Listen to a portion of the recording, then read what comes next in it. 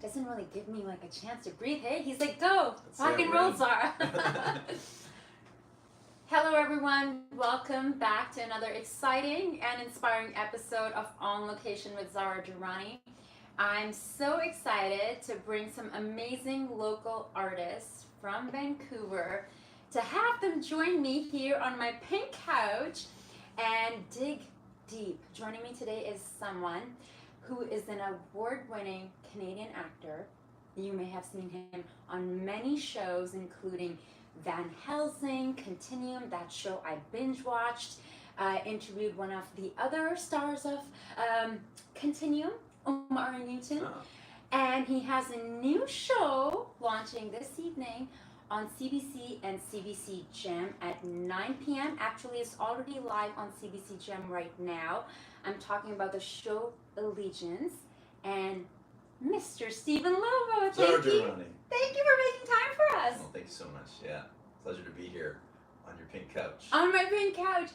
And this is not planned that we were to film on this day, the day your show is launching. Isn't that great? This is serendipity. It was meant to happen like the stars this. aligned. Yeah.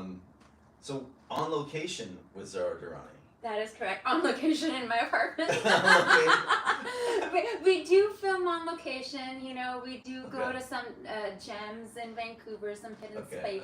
spaces. But sometimes when we have to, like, we can't find something, Okay. we're gonna film here, You just- and we get great natural light. It's great. It's great. I love your place. The view is beautiful. Just throwing it out there on the pink couch with Zara Durrani.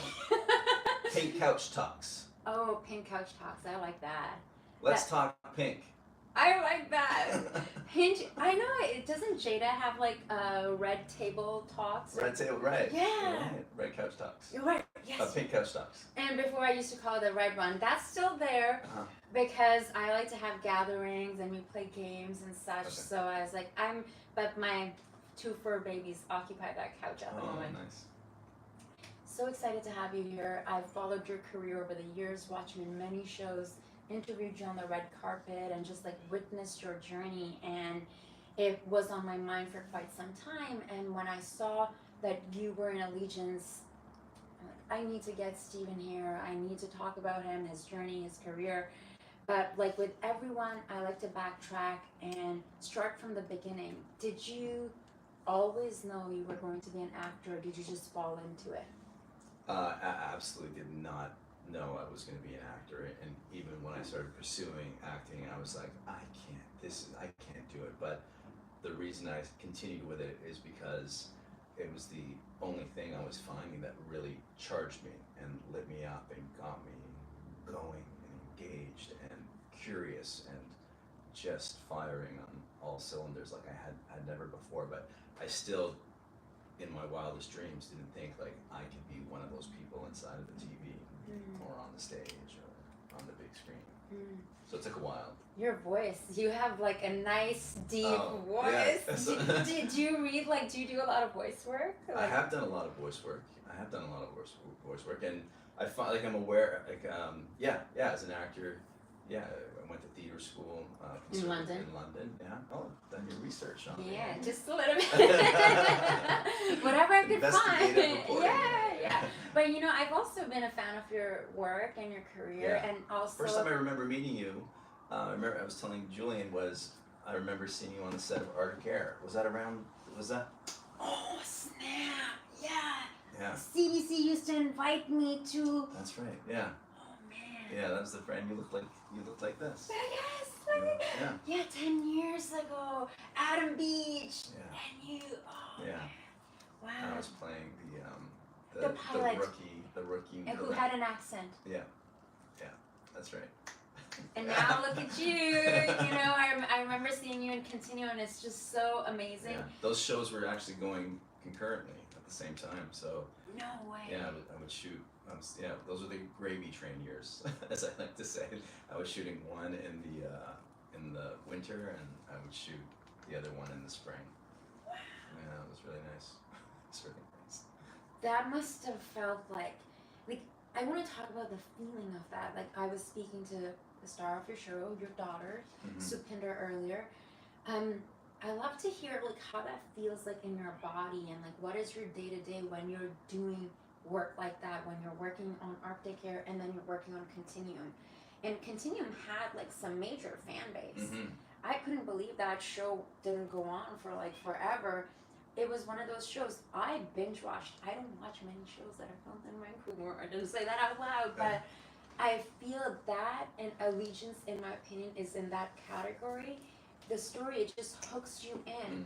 Yeah, yeah. It was that was Continuum was that was a really special show for me, and I think it changed a lot for me in my career. It was something that I think was something that reached an international audience. You know, that took me to conventions in the UK, and it was exciting to be something that reached so far.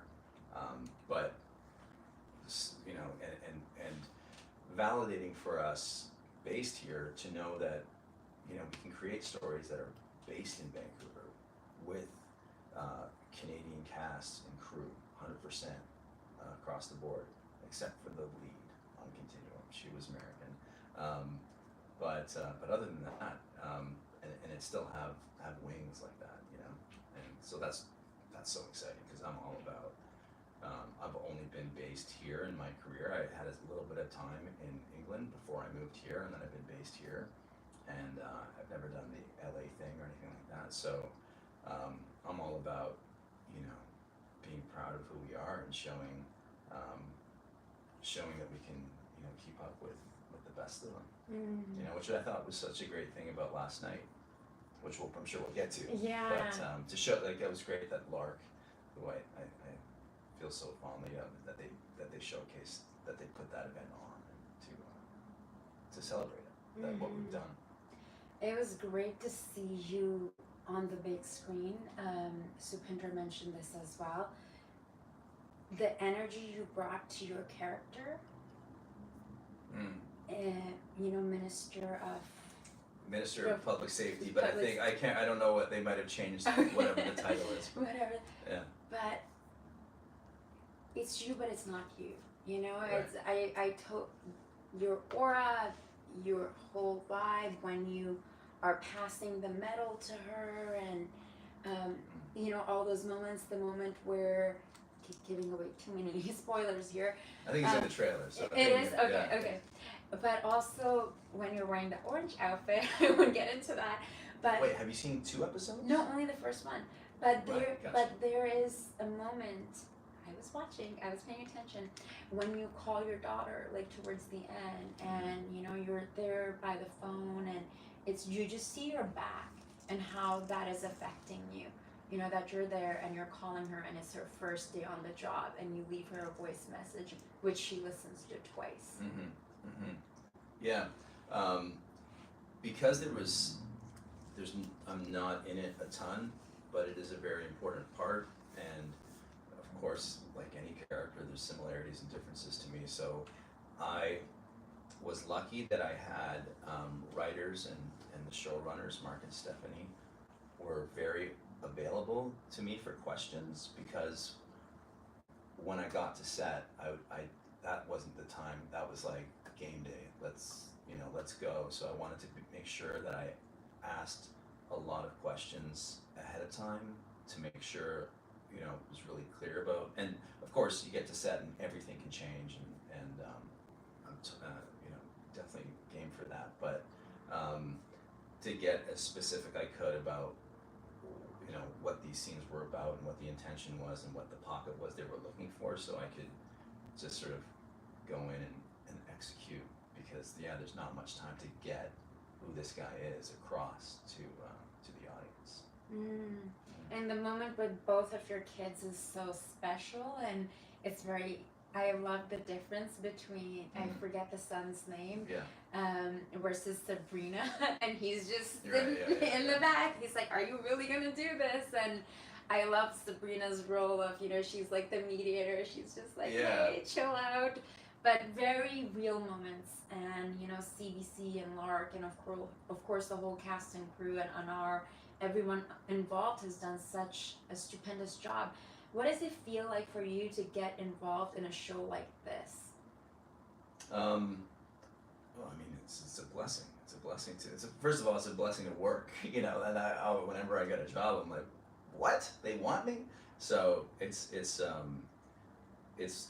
privilege, right, to do this, and then to be involved in this show,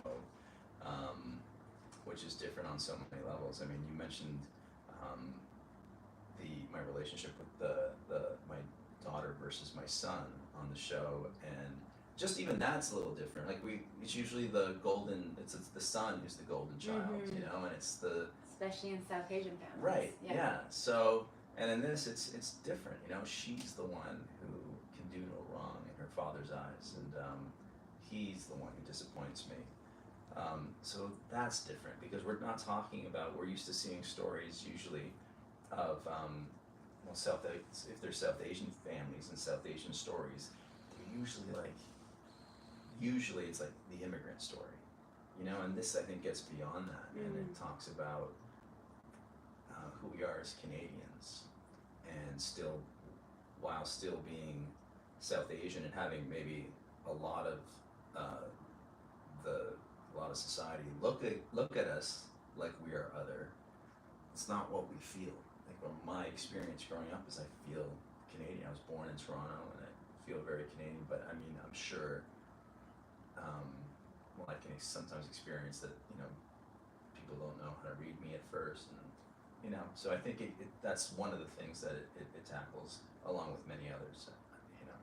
Yeah. And the fact that, you know, it's created by Anar Ali, a South Asian creator. The number one on the show is a South Asian female lead. Incredible. And of course, it's a story that it's not just for the South Asian community, it's for everyone. Supinder got emotional, I got emotional twice, like, because it just means a lot to see the fact that they are not just immigrant stories, not just where you're doing an accent. Not that there's anything wrong with that. My mom had an accent, my aunties, like everyone. I still have a subtle accent, and there's nothing wrong with that. But just to see that representation, to see what you're saying, more richer stories. So what was, I would love to hear about your prep.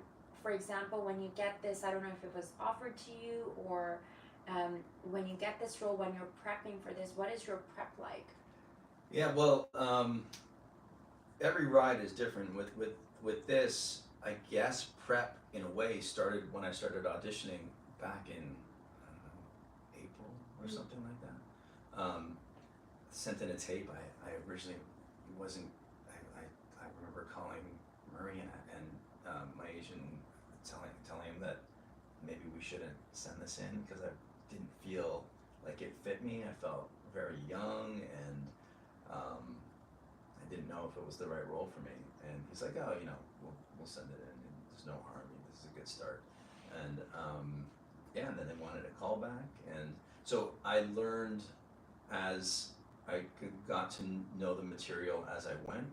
So I suppose that was a form of prep, and it was interesting because I think season one and crafting the show, I think they were still figuring out who this guy was, as you know, in those months coming up, leading up to shooting.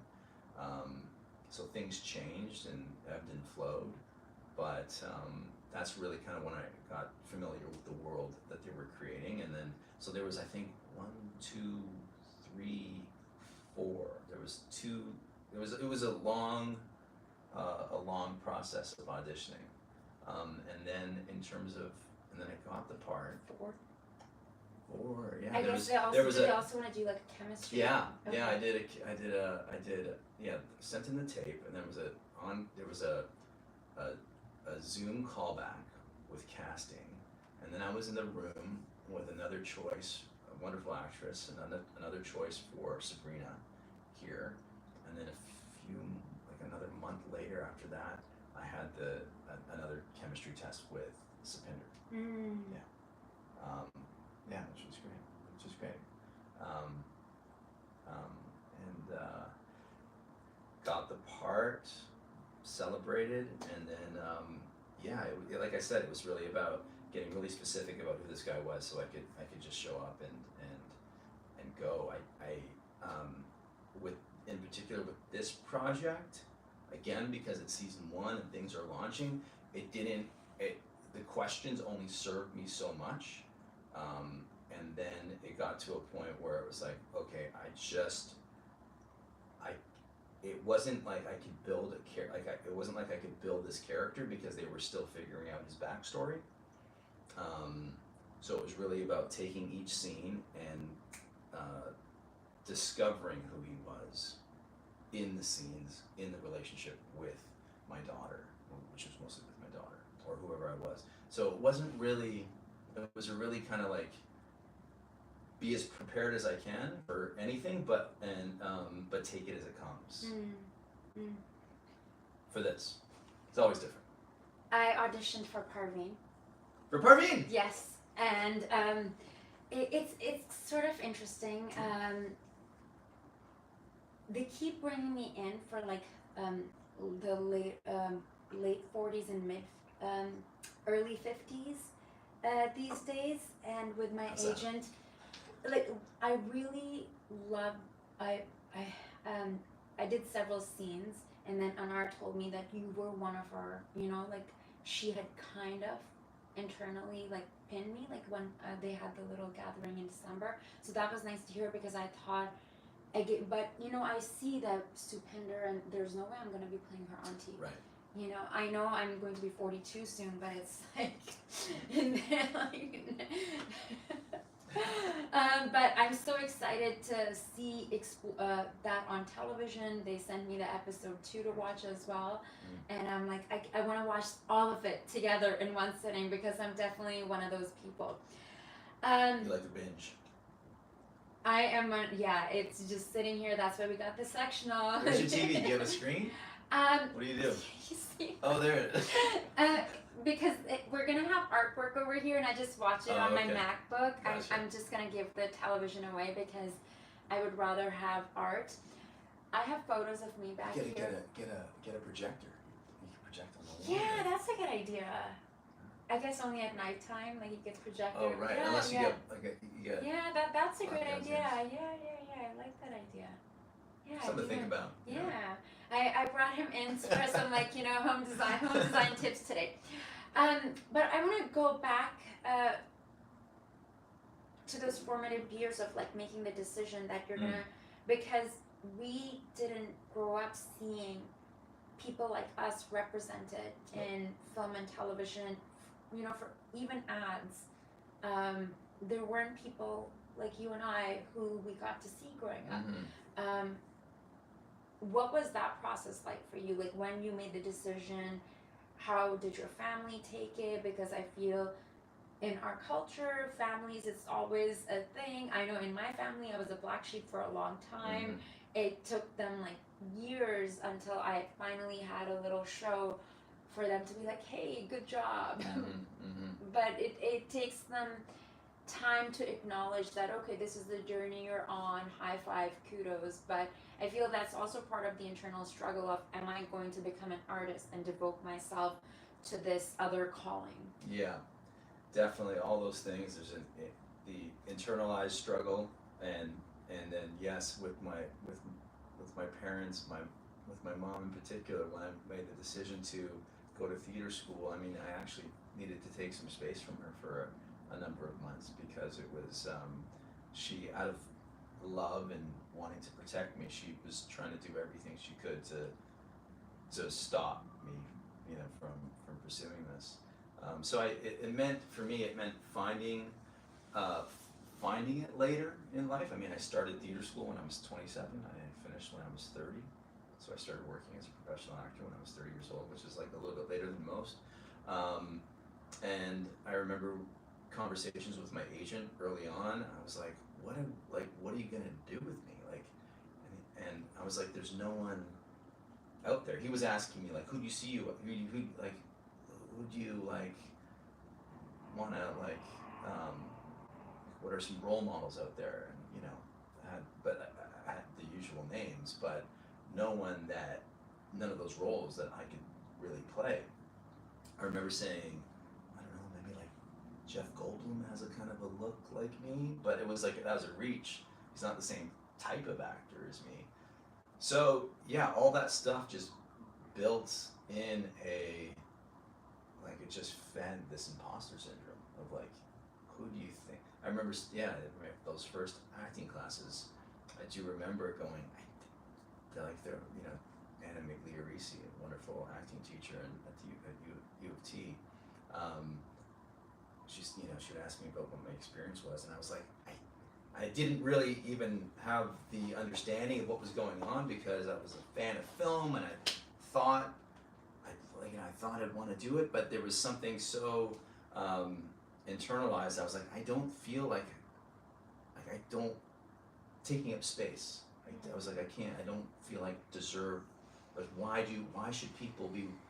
What's so special about me that I'm standing here right now? And there was no real kind of, so that was part of it, and it's taken me a while to sort of like navigate that, if that makes any sense, And I remember getting my first series where I did this show called Godivas in 2004, and I played this wonderful writer. His name is Michael McLennan. Created a show with a South Asian male lead, and I was so excited to get it, but I was just in complete like fight or flight mode, I think, in that whole time, because I was like, I can't, who am I? I felt like an imposter the whole time. Even though I had craft on my side, and I had trained, but I just felt like a fraud. Yeah. Thank you so much for sharing that, because I'm sure there's many, I know I feel, Julian knows, this morning I felt a lot of pressure. I was like, all these people are going to be here, everything needs to be perfect. And I'm just like running around, but I think the culture and the way things have been set up, I feel they make us feel like that you have to work so hard to find your place, and when you do, like, it can be taken away, or there's so many other people who are just like ready to do your job. Absolutely. And thank you so much for your honesty, because that's the conversation with my friend yesterday evening. We talk about like the not belonging, or even attending an event like that. My friend, he was a fellow actor, he was anxious. I was like, dude, just like, your job is to hang by me. Yeah. You're here for my just come with me, because there's that thing of, am I worthy? Do I belong? And I think like the more I voice it, instead of keeping it just to myself, the more it releases the power it has over me. Yeah. I wish I was more aware of the things that were going on. I just felt like I had to be something at that point, like be that end result, instead of like start from where I was. I think I would have enjoyed it more, which and so there's so much more pleasure I found as I've stuck around, and grateful for it. And I don't say this to say oh my God, it's been so hard. It's not about that. It's just, it was very hard, and I feel like, and thankfully I had teachers who said, this is going to be a hard ride, maybe extra hard because of the way you look, and that's what you kind of have to sign up for, and then know that so I'm grateful for my training, because I could even though there's stuff going on, I still have that craft in order to do the job. It's just more enjoyable now that you kind of like, as you get older, you start to understand yourself a little bit more, and you go, oh yeah, I guess it does make sense, and you can let yourself off the hook a little bit and not be so hard on myself, and go, yeah, I guess it does make sense. Not growing up and seeing myself reflected on screen, it would make sense that I have a little bit of imposter syndrome. I remember being on the set of a film where I was surrounded by just people who looked like me, and we were all the leads, and it was just like this level of like, that was only a few years ago. Donkey Head. Yeah. And I remember sitting in the cast chairs going, is this how white people feel? It's just like, and I didn't say, like, I would think I got really kind of like jacked up. I was like, I was overwhelmed with like all kinds of emotions. And because there was a sense of like relaxation and belonging. And I have every right to be here because this is a story that, well, this is our story, you know? And I think if, you know, that was a transformative experience in that way. I'm so grateful for that. Tell us more about Donkey Head. I again auditioned for a few of those parts. I haven't seen the film yet. Well, you have to cross paths. Yeah. I know it's gonna happen one of these days. I'm busy interviewing you guys and sharing your stories. And for me, I personally get a lot out of this as well. But I also love acting, and I did a little play last year, and just having like a live audience and it was about a Pakistani family, and you know, working with South Asian actors. Just what play was that? Dilka. Okay. It was in Burnaby at there were a few people who are also in the cast, like smaller roles in Allegiance, who came to see. They were like, "You were the girl in." I was like, I played the mom, and you know, being from Pakistan, it was, but the same feeling of. And I didn't realize the emotional journey I was going to go on, and the songs I was listening to. My mother has passed away, and it's like my grandmother, my nanny, and like all those, it's inside of me. And I didn't realize like the mannerisms and all the things I can access. And I decided to do an accent. Like I didn't have to, but I was like, it would just make sense. But to have an audience and to share this, it just felt so meaningful. Right, because then it sounds like you can bring more of yourself forward, right? And then that you can use all this, I'll use you, you know, and it's relevant. And I felt in the past that I always had to sort of change myself to like fit in to whatever that is that's going on the screen. Did you also go through, because I think you can look like that, and I remember, you know, your days in Arctic Air and like back then, or even before, I remember earlier on thinking, okay, how can I make myself look more ethnically ambiguous? Right. How can I make it look like I'm from this background and that, and maybe I need to learn this accent or that accent versus just being. Yeah, I mean that's all great. I mean, to be able to be a diverse actor who can do different things, but being able to, you know, you this is what we have, right? So, and the more that we can bring all of that forward and not have to apologize for, you know, parts of ourselves that we don't think fits, but so the fact that things are opening up in that way, I think is so great, and that we give ourselves permission to do that as well. So yeah, I'm always so envious of people who are just like, I'm so grateful, but like I'm envious of people who just like can just be like I still feel like the set can sometimes feel like a foreign place. I love this, like I love theater, like I feel more at home there, but like a TV set can feel very like After all these years? Oh yeah. Still. But it's good. But it's good to know. It's good to know that you feel like that after all the experience you have. Oh, yeah. Let's talk a bit about Donkey Head. I know Agam. I don't think I got to see her last night, or maybe perhaps she wasn't. I don't think she was there. Yeah, she was there. It received a lot of recognition. You know, to see. I saw some pictures and clips. I haven't seen the full film yet, the edited version. I know I've seen clips. I know, shame on me. But the feeling that you were describing of working with this beautiful, talented South Asian cast and to share those stories, like, tell us about that experience and working with Agam. Well, working with Agam was a dream. I mean, it was her first time directing a feature film, and I'd never worked with her in that way before. She was the lead actress. She'd written it. She was starring in it. She was producing it. And she expressed being nervous about it, and expressed, you know, is it going to be, asking if it's going to be okay, if she's going to be coming in and out, like the scenes that she's in.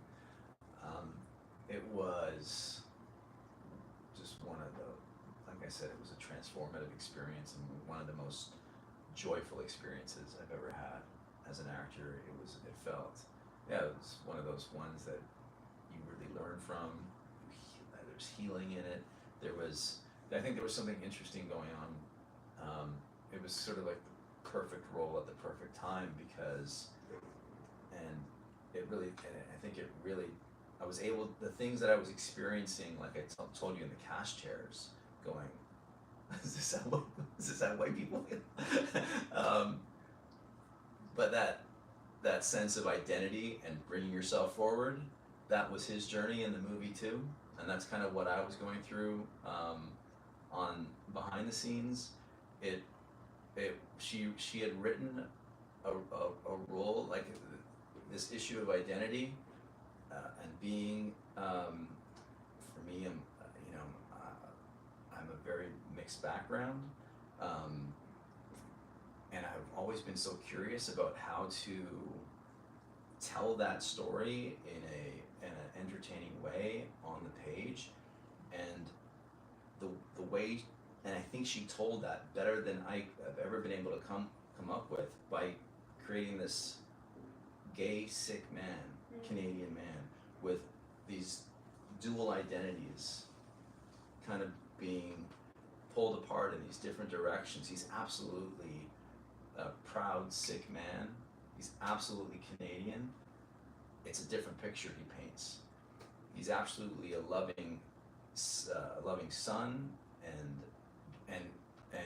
he's also he's the apple of his father's eye, but he also is carrying the secret that he's gay,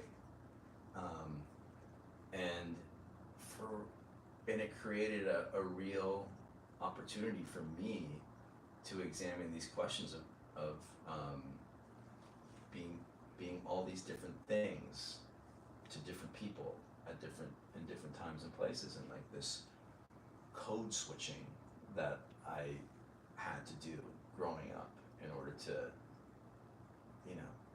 fit in and all those things, and it made me go, okay, yeah, that makes sense that I would behave in this way, and that's understand myself a little bit more, I guess. Yeah, I guess I never thought, like, your name's Stephen Lobo. Yeah.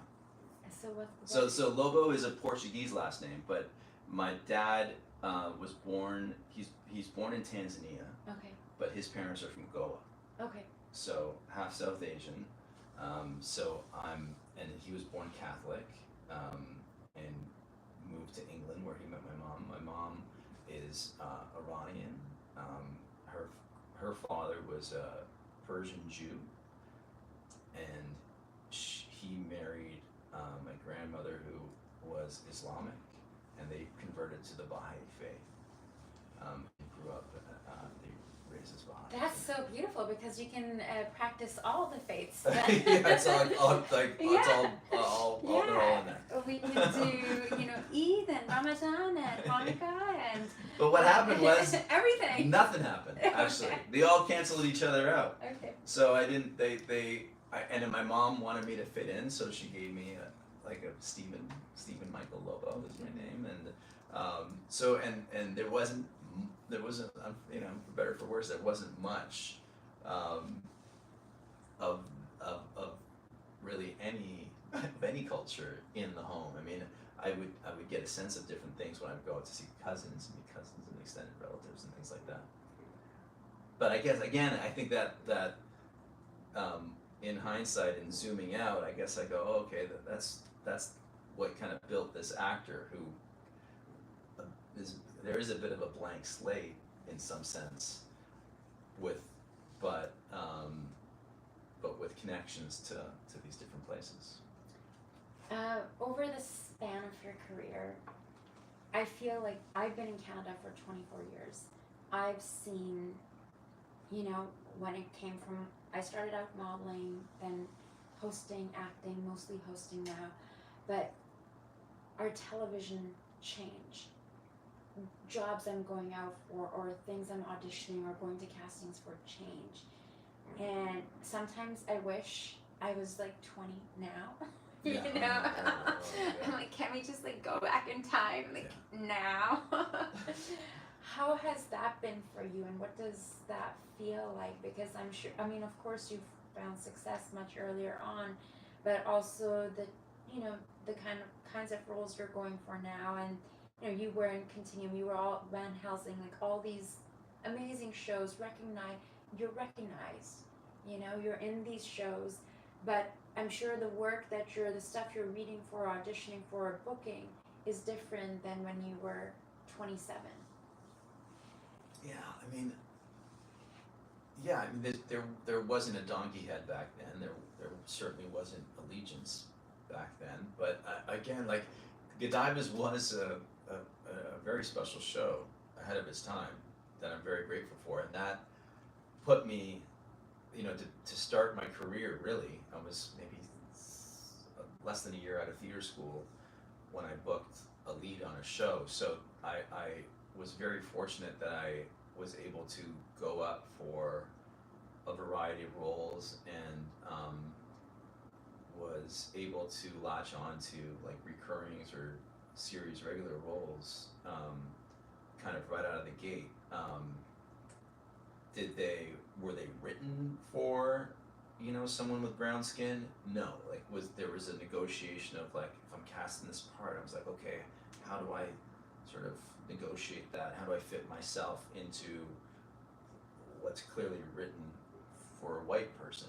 You know, there's always that little bit of negotiation. Or if it's a brown part, goddamn, is that a brown part? You know, like it's a, you know, and it's the, you know, it has to fit a certain.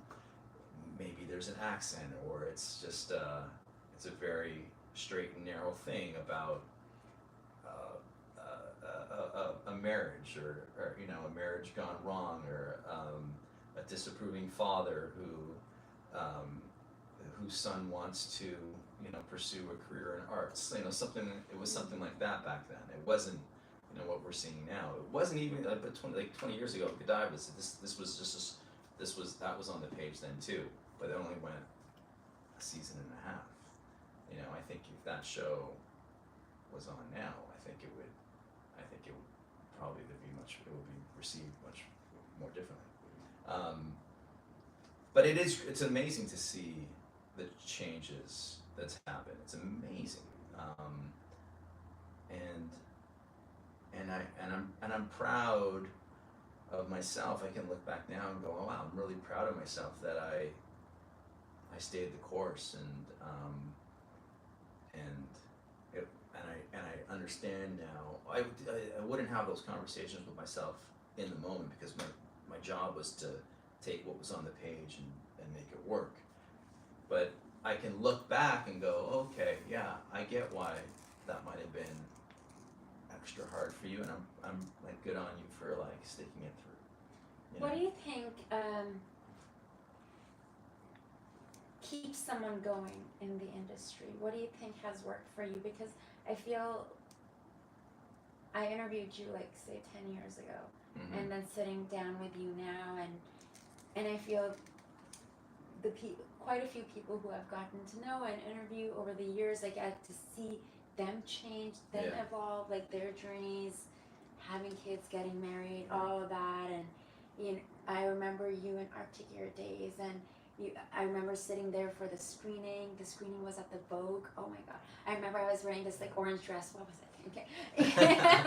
And it was just so great to also see your character. You were funny, you were vibrant, you brought this light and electricity. It was fun. Like He was beautiful. I love that character. I loved the scenes with you because you brought so much humor, so much like levity, and how the fact that you were also very smart.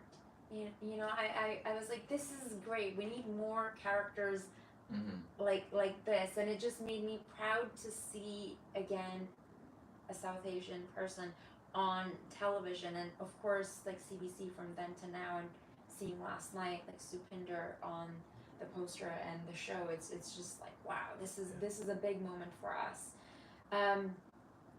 what do you think has been It's the kept me. element inside of you, like a state of being, or what has kept you going all these years? Um, well, there's not really been any other choice for one.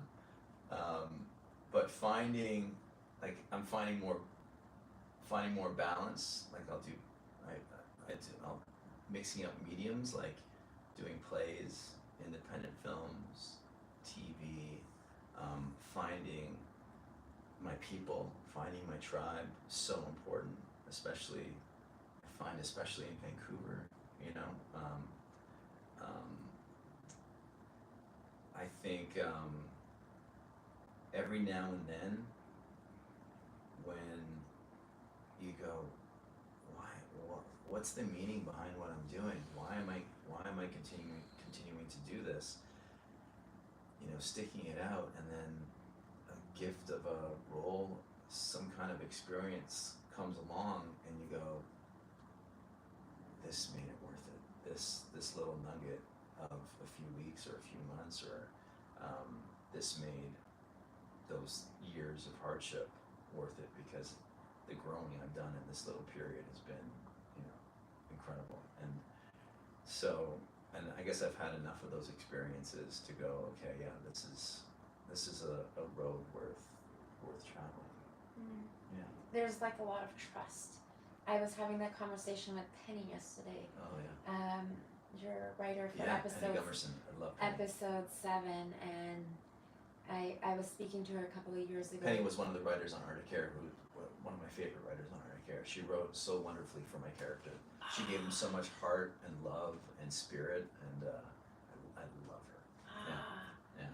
And she was talking to me about trust a couple of years ago, and I got like a day job, and you know, I was like, okay, I'm gonna be an adult, I'm gonna be adulting, and this is what you do at this age, and you know, I've had my fun, and like, you know, with the lockdown and everything, and you're just questioning what's gonna happen. And what I was thinking last night, after I came home from the event, from the premiere, was, for today, everything is okay. Mm-hmm. And you just keep doing your best, you keep showing up as the best version in that space, and the 100% is going to mean different. It's going to be different on different days, but that'll be the best that I can do. But I will be doing something, I'll be doing something that makes my heart beat. Yeah. That makes my soul go like, yes, this is what I want to do. These are the conversations I want to share. These are the people I want to be around. And this is what aligns with me. And that requires a lot of trust, trusting in the universe, trusting in the timing, and leaning into that. And it challenges your own beliefs, because I didn't grow up like hearing that you could make a living as an artist, and doing what does your heart want, like what do you really want to do.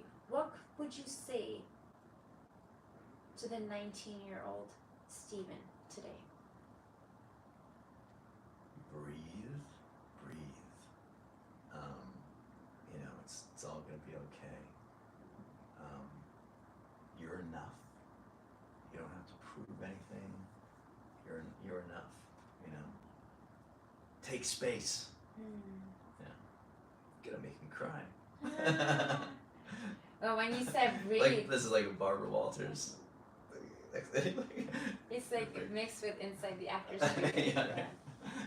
But everything you say, I feel like it's also, for me, like what you're saying, it's also, you know, the breathing and taking space. Like, I haven't heard someone say that before, like taking space. Yeah, we have a right to be here. We all deserve to be here. And, you know, I just read a quote, one of my, a very meaningful teacher to me, passed away this week, and I was reading some of the material she sent, and one of her teachers oh, I think it was this dancer, I can't remember her name, but talked about how, you know, we all have a light inside of us, and it's all unique to each of us. And if we you know crowd that light and don't let it shine, um, we're holding that back from the world, right? We're not allowing the world that we're doing a disservice by doing that, you know. So, you know, and it's for me, it's a journey. I just don't go, yeah, here I am. I know I'm not built like that, but I think it's a value to do that. And so one of the things that keep me going, to your question, is like, I think I have once I'm given a character and a story and words on a page, I think I'm able. It's my way, I think, of sharing myself. You know, in that way. Yeah. Is there a particular book, or I would say a book that you recommend to people? I feel like for me, one of those books is Letting Go, A Pathway to Surrender. I don't know that. I would highly recommend. I've listened to it many times. For me, it's a lot about like allowing things to happen instead of, doesn't mean that you don't make something and go out and do the work. But in my life, like, one of the lessons has been, and part of that is breathing. Like, it's okay, because so many times I can be very in the go versus stepping back and feeling and breathing what is actually happening. Can you allow this to sit in your body? You know, without getting too woo-woo, but it's like allowing my body to catch up with, okay, what is happening right now? Being Can you here and now, right in the moment, in your body? Yeah. So, is there a book that you really resonate with that you would recommend to friends? I used to recommend a book called The War of Art to people. Stephen Pressfield. Yeah. I haven't in a while. You know, the thing that comes to mind, it's not a book, but it's something that I've heard other artists talk about, and it's another thing I probably would have told my younger self. My theater school mantra, one of them was leave yourself alone. Leave yourself alone. Get out of your way. Leave yourself alone. It's not about you. And I one of the ways that translates to me now is to be of service to it, and that's a way of, like, instead of saying it's not a get out of my way, it's like it sort of jumps over that, skips over that, and it's like, how can I be of service? So it's a different mindset that really works for me. My kids have taught me that. It's definitely not about me. It's about these kids, and the freedom and joy that I feel with the work now, where whatever's on that page, it's just like building a table. You know, it's like if someone gives me the blueprints for a table, or a script on a page, how can I be of service to that, and to my scene partner, to the story, to the character, and it just and I think that's really freed me up. I wonder if you read some of my posted notes there, like, literally. Oh, really? I don't know, I'm curious, No, because I literally, that is something I put there to remind myself, because even when it comes to sharing my work, because a lot of the work that I do, it's, if people see me, they bring me on, you know, it's me promoting myself. I get into my head about... Yeah, it's so easy to, right? It's so easy. And part of that is, I need to share these conversations more, and yes, it's up on air, on broadcast and YouTube, but on social media, because there's so many jewels and gems that, but I would before get in my head, well, that's too much. Like, you don't want to be too much, Zara. Don't, like, overshare. People are going to get tired of you. And I was like, no. That's actually ego and pride a little bit. I need to share the moments I'm having with the people, and it's okay for me. Forget about being too much. I'm also reading another book called, it's by Case Kenny, called That's Bold of You, and it talks a bit about the being too much. Like, where is that inner critic coming from? Which says that, hey, don't wear this or don't share that, but I really appreciate you sharing so much of your inner, because whether someone's an actor or a painter or a writer or any kind of artist or entrepreneur, we go through those ideas inside of our brains, because I think a lot of the journey is what's inside, and that's why someone who's had a career like yours, it's like you're playing the long game. It's not just like this show, and a lot of the battle is internal. So I love to ask people like what they do for self-care. Like, what things are you doing to fill up your cup? Yeah, I found more and more that like routine, as much as I can, especially as I'm getting older, like really means a lot. So every time I take a shower, before I end it, it goes to cold for 2 minutes. Small thing, but helps so much. That's how I start my day. And if I don't have that cold shower now, like it used to be, it was a few years of, I know this is good for me, but I hate it. I hate it. You need to come for a cold plunge with us. I saw that you do that. I wanted to ask you about that. Oh my God, come! I saw on your Instagram. Yeah. Micah, your makeup artist. Yeah. For your show, so Maya, it's like Maya. Micah. Oh yes, yeah. Yes. Him and like a few others. We go on a weekly basis, so I'll see if we're going this Friday or Saturday, and I'll invite you. Okay, yeah. I did it last New Year's, but it was terrible. It's so terrible. It's awful. I don't know I can do the cold showers, but you got to give me some tips about how to do the ocean plunge. Oh my God. Okay. You got to tell me, because I want to. It helps to not think about it. We went one day when it was -12. There was snow on the beach, like no joke. And I was like, I can't even think about what I'm about to do. You just keep going because you're there with the people, and you're there with a few people, and you're just like, I can't believe I'm about to do something so stupid.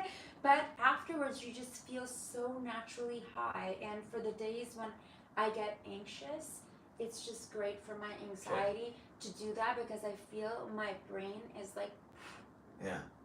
Okay. I want to do it. I'll do it. I'm terrified, but I'm going to do it. I'm going to do it. Great. I'm going to do it. Great. Oh boy. Okay, other than cold showers? Yeah, cold showers, moving my body. Oh my God. The more I find ways to, different ways to move my body, the happier I am.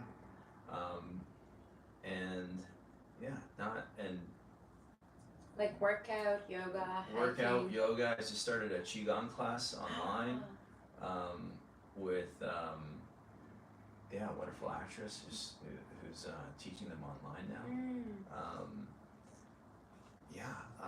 The only time I've done Qigong before is in Paris in Boots Chaumont, and in the summertime, and I think I was like the youngest person there, and there were like 60 people in the morning, and it was an experience. Oh, cool. It was an experience, yeah. Yeah, I like to mix it up. I like to do like the slow, more meditative, like Tai Chi, Qigong stuff, and then I swim twice a week. Taught myself how to swim a couple years ago. I still don't know how to swim. It's I used to just sink, but now I'm actually again like I got to the place where I'm like excited to do it now. There's so many things that I didn't know that you're supposed to do that I'm finding out.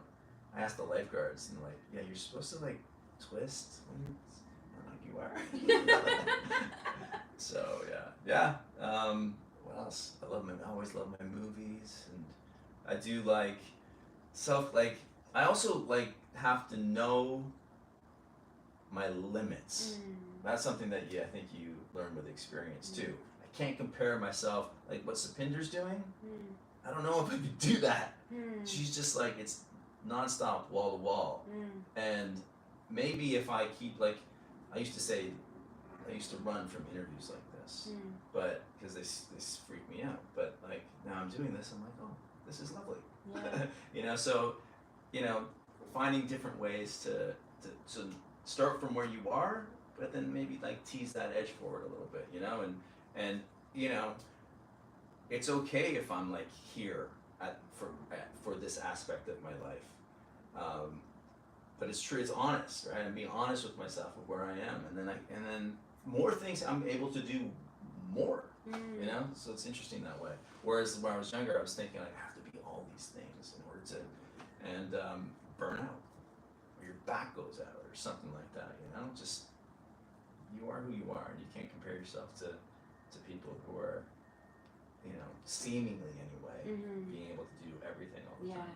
And rest, it's like a real thing. And I was having a conversation with local actor because every time I was doing another show where I was interviewing 4 to 5 people on a weekly basis like last year, but I'm so grateful for the opportunity. I did like 45 interviews, an hour each, an hour to 2 hours each last year in 4 months, 45, like live. And then to do like 4 of them in a day, and then doing pre and post production, and then next week and next week and next week. And then you know you can't get sick, you know? And then I'm trying to do some voice work, and I'm not really trained. It's something I need to work on. And you have to do screaming. And like I was playing these monsters, and then I barely have a voice, and I'm like, I'm gonna push myself through, and I'm sitting there, I'm like, I can barely get my, but over the holidays, once I started resting, first I felt guilt, and then afterwards I was like, I don't know how to get out of this rest mode because it just feels so comfortable because I have not been resting for so long. Those big swings, right? I mean, that's it sometimes happens, but I guess the more the resilience that you build up, because that's the business. Sometimes it takes you to those places, and you can't. Sometimes you have to ride it. Yeah. But you know. Yeah, you know that you can't continue like that forever, and I find that so in the downtime as well, I try and stay resilient because I know when those times hit that at least I'll be prepared for it. You know. Have you had moments? I'm sure many of them, where you're on set, you're in your trailer, or coming out of your trailer, just about to roll, or it's just in the moment where you're shooting something, and you just have this moment of like, everything is okay in my world. Like when things for me are like everything is where it's meant to be, the song that comes to my mind is Across the Universe, but the Fiona Apple version, where it's like, okay, I'll have to send it to you. But it's like, you know, it's like everything is, wow, this is what I'm meant to be doing. So I would love to hear like some of those moments for you on those sets, and who you were working with, what show was that? Like that really, as soon as I ask that question, what is that moment that comes to you? Oh boy, I think it's the moments between action and cut for me. It's not. I don't think it's the moments leading up to it. There's moments on stage. I can think. But like a particular character you were playing, or a production, whether it's on stage or on a show. Or working opposite someone that you're just like, You know, I have to say, like, I did a play with John Cassini called The Cull last year, and it's my second play I've done with John, and there's I cherish that relationship as well. I'm just thinking now of some moments with Sapinder on this show, where I'm thinking in particular of, I think it's in episode 2 or 3, without giving too much away, we're separated by a barrier and we can't contact each other. And there's a connection with her that I'm also extreme. I guess it's moments of connection. Those are the moments where connection through connection in a story sometimes that I'm like, oh wow, I'm so grateful for this kind of, you lose time and yeah, I mean, I think that's probably a driving force for me as an actor too, is seeking out these moments of connection with people, and that relationship with Sapinder, and because it feels like it, because I say Sapinder because it is my relationship with Sapinder. That's a real connection in the moment. I mean, the camera cuts and then we're kind of back to ourselves, but what's happening is it's honest and it's real and it's in the moment and we're breathing together, right? We're sharing something, and that's like sacred. Like that's why I do it. And it really translates on camera, and especially when you get to see it on like the bigger screen versus my little MacBook. I was like, oh wow, this is an experience. Yeah. And there was a shot of you, like the close up when you're talking on that stage, and then when the FBI, not FBI, it's Canadian, but Secret Service and police come in, and there are a few moments there. I was like, wow, like this is a different Stephen Lobo I'm seeing. You know, I feel like I haven't seen you like that. I'm so sorry I missed the call. Horrible person. Oh, sorry. Yeah, I think I was talking to a few friends about doing like so many transition from different jobs and stuff, but next play I am there. Other than Allegiance, anything else we need to look out for Stephen Lobo this year? I did a movie with Mina Suvari. Ooh. And Allison, oh my goodness, I can't remember her last name.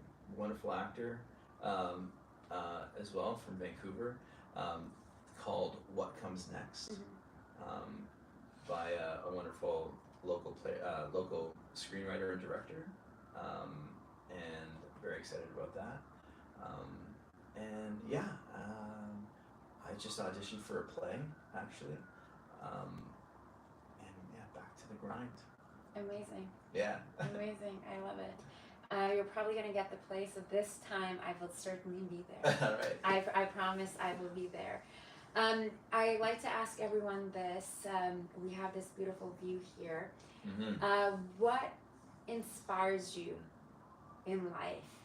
And is there a particular spot in Vancouver or in BC that you go to get inspired?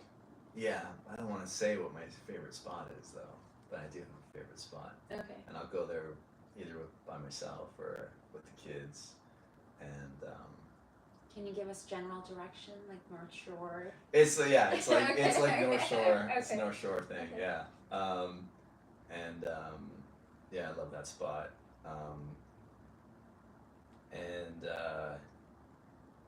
What inspires me? Yeah, I mean conversations like this, movies, performances, my kids,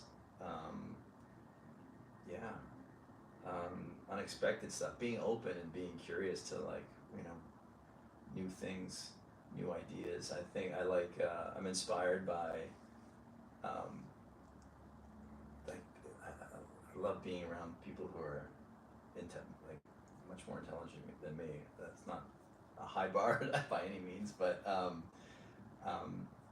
by thought, like people who are thinkers and learning and people who have different opinions and how they got to those opinions. I'm fascinated by that. I feel like that's why I'm doing the show. I like to be around people who are leading lives that are different than mine, but I also respect and I'm inspired by, and hoping our viewers get inspired as well. Stephen, thank you so much for joining. I can't believe it's been over an hour. Julian was like, Zara, cracking the book over there. Yes. Really appreciate you taking the time to come here. And for all of you guys, make sure to watch Allegiance. Allegiance will be on this evening on CBC and it's already up on CBC Gem. And watch out for Stephen Lobo over here, and watch out for his new film, What Comes Next? What Comes Next? With Mina Sawari. Wow, I haven't seen her in a while. Yeah, she's So great. I'm excited to watch that film. I will be there. Until next time, I'm your host, Zara Durrani. Thank you so much for watching On Location, produced with the support of TELUS STORYHIVE.